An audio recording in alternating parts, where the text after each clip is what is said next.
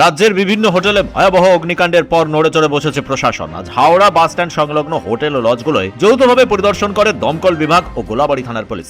দমকল আধিকারিক জয়েশ কাঞ্জিলাল বলেন, অধিকাংশ হোটেল ও লজে অগ্নি নির্বাপন ব্যবস্থা ঠিকঠাক নেই, কোনো নিয়ম মানা হচ্ছে না। অগ্নিকাণ্ডের মতো ঘটনা ঘটলে বেরোনোর জায়গা নেই, সেগুলি ব্লক রয়েছে। সব মিলিয়ে উদ্বেগের বিষয়। হোটেল মালিকদের নোটিশ করা হবে বলে জানিয়েছেন তিনি। সচেতন হবার জন্য আবেদন করা হয়েছে, নিয়ম না মানলে কড়া ব্যবস্থা নেওয়া হতে পারে। আমাদের ডিপার্টমেন্ট থেকে যেটা দেওয়া হবে, নোটিশ ফোটিশ কিছু করা হবে, তার এগেইনস্টে যদি কিছু হয় সেটা করা হবে। কলকাতা এবং তারাপীঠের যে ঘটনা ঘটলো তারপরে এগুলো তো বিরাট বিপদ।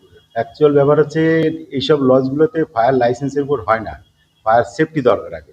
সেই সেফটিটা আমি এর মধ্যে ঘুরে দেখলাম, মোটামুটি ওই 4-5টা জায়গায় সেফটিটা লাগানো আছে, কিন্তু প্রপারভাবে যে কাজ করছে সেই কাজ করাটা এখানে কোনো জায়গায় পেলাম না। 1-2 জায়গায় লজ পেলাম, যেটায় কোনো রকমভাবে জলটা দিয়ে অন্তত কিছু করা যাবে। তারপরে এমার্জেন্সি এক্সিট যেগুলো আছে ম্যাক্সিমাম জায়গায় দেখছি সেগুলো ব্লক করা রয়েছে। এক সাইডে ব্লক করা আছে, তো আর এক সাইডে পুরো খোলা আছে, আর এক সাইড পুরো ব্লক করা আছে।